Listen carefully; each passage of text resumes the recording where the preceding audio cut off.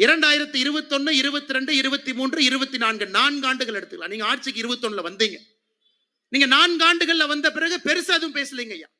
மத்திய அரசனுடைய டாப் 10 திட்டங்கள், முதல் 10 திட்டங்கள் 4 ஆண்டுகள்ல எவ்வளவு பணம் வந்திருக்குன்னு மட்டும் பாருங்க. 100 நாள் வேலை வாய்ப்பு திட்டம் முழுவதுமாக மத்திய அரசு கொடுக்கின்ற பணம் 4 ஆண்டுகள்ல 38,641 கோடி. விவசாய கௌரவ நிதி பிஎம் கிசான் 4 ஆண்டுகள்ல 6,209 கோடி. சமகிரக சிக்ஷா இப்ப பிரச்சனை ஆயிட்டு இருக்கு, அதை நம்ம பின்னாடி பேசுறேங்க ஐயா. 5,880 கோடி.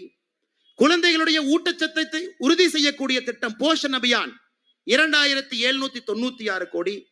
சுகாதாரத்தை மேம்படுத்த உட்கமைப்பு நிதி 5,753 கோடி. முதியோர் பென்ஷன் முழுவதும் மத்திய அரசு கொடுக்கிறாங்க ஐயா 2,480 கோடி. வீடு வீட்டு குடிநீர் ஜல்ஜீவன் திட்டம் 5,899 கோடி. கிராமப்புற மோடி வீடு 3,087 கோடி. இந்த முதல் 10 திட்டத்தை மட்டும் நீங்க கூட்டி கழிச்சு பாருங்க ஐயா. இன்னைக்கு தமிழ்நாட்டுல சாலைகள், தேசிய நெடுஞ்சாலைகள் நடந்து கொண்டிருக்கக்கூடிய திட்டங்கள் மட்டுமே இன்னைக்கு தமிழ்நாட்டுல தேசிய நெடுஞ்சாலைகள் திட்டத்துல மட்டும் நடந்து கொண்டிருக்கக்கூடிய பணி 46,617 கோடி. டிஃபெண்டர்ல ஜொங்கின்னு போறீங்களே, யார் ரோடு போடுறா? ஜொங்கின்னு துரைமுருகன் அண்ணன், பொன்முடி அண்ணன் போட்டி போட்டு பின்னாடி சீட்ல உட்கார வச்சுட்டு ஜொங்கின்னு போறீங்களே, அந்த ரோடு யாரு போடுறா? 46,000 கோடி ரூபாய் மத்திய அரசு இன்னைக்கு தமிழ்நாட்டுல தேசிய நெடுஞ்சாலைகளுடைய திட்டம் மட்டும் நடந்து கொண்டிருக்கிறது. கூட்டி கழிச்சு எப்படி நீங்க கணக்கு பார்த்தால் விமான நிலையம், துறைமுகம், தேசிய நெடுஞ்சாலை, கிராமப்புற ஏழை மக்களுக்கு கொடுக்கக்கூடிய வீட்டிலிருந்து 100 நாள் வேலை வாய்ப்பு திட்டத்திலிருந்து அனைத்தையும் மோடி அவர்கள் நேரடியா கொடுக்கிறாங்க. அதுவும் நீங்க இடையில தடுத்து கொடுக்கிறாங்க. உங்களை பொறுத்தவரை என்ன, மாநில அரசுக்கு நேரடியா வரக்கூடிய நிதி மட்டும்தான் கணக்கு. அதை நம்ம ஆங்கிலத்தில் என்ன சொல்றாங்க ஐயா, டிவல்யூஷனுங்கிறோம், கிராண்ட்ங்கிறோம். மத்திய அரசு நேரடியா மாநில அரசுக்கு அந்த பணத்தை அனுப்புறாங்க. இந்த பணத்தை அனுப்பிட்டு நீங்க என்ன வேணுமோ செலவு பண்ணி. அது தமிழகத்திற்கு கடந்த 4 ஆண்டுகள்ல மட்டுமே டெவல்யூஷனாக 1,73,000 கோடி, கிராண்டாக 91,000 கோடி, மொத்தமாக 2,64,000 கோடி பணமா உங்களுக்கு வந்திருக்கு.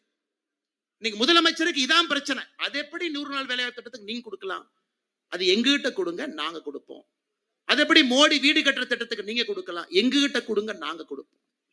நேரடியாக உங்களுக்கு வரக்கூடிய பணத்தை மட்டும் கணக்கு போட்டு இவ்வளவு வரி கொடுக்கிறோம், இவ்வளவு வரி திருப்பி கொடுக்குறீங்க. இத்தனை வேலைகள் மோடி செய்யறார். ரோடு போடுறார், விமான நிலையம் கட்டுறார், துறைமுகம் கட்டுறார், வீடு கட்டி கொடுக்கிறார், வீட்டுக்கு தண்ணீர் குழாயிலே கொண்டு வந்து கொடுக்கிறார். இது எல்லாம் தமிழக மக்களுடைய வரி பணம் திரும்ப நமக்கு வருதுங்க ஐயா. கொடுப்பது எல்லாம் திரும்ப வருது. சிலது நேரடியா மாநில அரசுக்கு வருது, சிலது மத்திய அரசு திட்டங்கள் மூலமாக வருது. ஆனா வருது. இதையெல்லாம் தாண்டி பாருங்க, மத்திய அரசு நம்ம வட்டி கடன் நடத்துறோம். முதலமைச்சர் சொல்றார், மத்திய அரசு நீங்க வட்டி கடன் நடத்துறீங்க, இதெல்லாம் வட்டி வாங்கிட்டாங்க ஐயா, கொடுக்கிறோம். நேரடியா உங்களுக்கு 2,64,000 கோடி நிதி பகிர்வு கடந்த 4 ஆண்டுகள்ல அதுக்கு வட்டியா திரும்ப வந்திருக்கு. ஒரு ஏழை எளிய ஒரு மனிதனுக்கு வீடு கட்டி கொடுத்தா அது வட்டிங்களா? நேரடியா மோடி கட்டி கொடுக்கிறார். ஒரு விவசாயிக்கு நேரடியாக வங்கி கணக்கு பணம் அனுப்பிச்சா வட்டியா? மோடி அவர்கள் இதையும் தாண்டி சொல்றாரு, மாநில அரசுக்கு வட்டி இல்லா கடனா இவ்வளவு கொடுக்கிறோம், 50 ஆண்டுகள் வச்சுக்கங்க, வட்டி கொடுக்காதீங்க. இந்த ஆண்டு 1,50,000 கோடி ஒதுக்கி இருக்கிறாங்க மாநிலத்திற்கு. இதையும் தாண்டி உங்களுடைய உள்கட்டமைப்பு வசதிக்கு இந்த பணத்தை எடுத்துக்கங்க, இது மத்திய அரசுடைய பணம், நாங்க உங்களுக்கு கொடுக்கிறோம், வட்டியே கொடுக்காதீங்க, 50 வருஷம் கழிச்சு அசலை திருப்பி கொடுங்க, உட்கட்டமைப்பை மேம்படுத்துங்க என்பதற்காக கொடுக்கக்கூடிய பணத்தை என்ன சொல்றாருன்னா மத்திய அரசு வட்டி கடை நடத்துறாங்க. அதனால்தான் நான் சொன்னேன், முதலமைச்சர் அவர்களே ஒரு மாநிலத்தை பொய் பிரச்சாரம் மேடையிலே பொய் பேச ஆரம்பித்தால் எப்படிங்க ஐயா நாம உண்மை பேசி மக்கள்கிட்ட அதை எடுத்துட்டு போறது? முதலமைச்சரே பேசுறான், வேற யாரு பேசினா கூட பரவாயில்ல. அதனாலதான் முதலமைச்சர் சொல்வதையே திரும்ப அவருக்கு சொல்றேன், ஐயா பொய் சொன்னாலும் பொருந்த சொல்லுங்க போக்கித்த பசங்களே. அவருக்கு மரியாதை கொடுத்து அன்போடு சொல்லுகின்றேன், பொய் சொன்னாலும் கொஞ்சம் பொருந்த சொல்லுங்க ஐயா.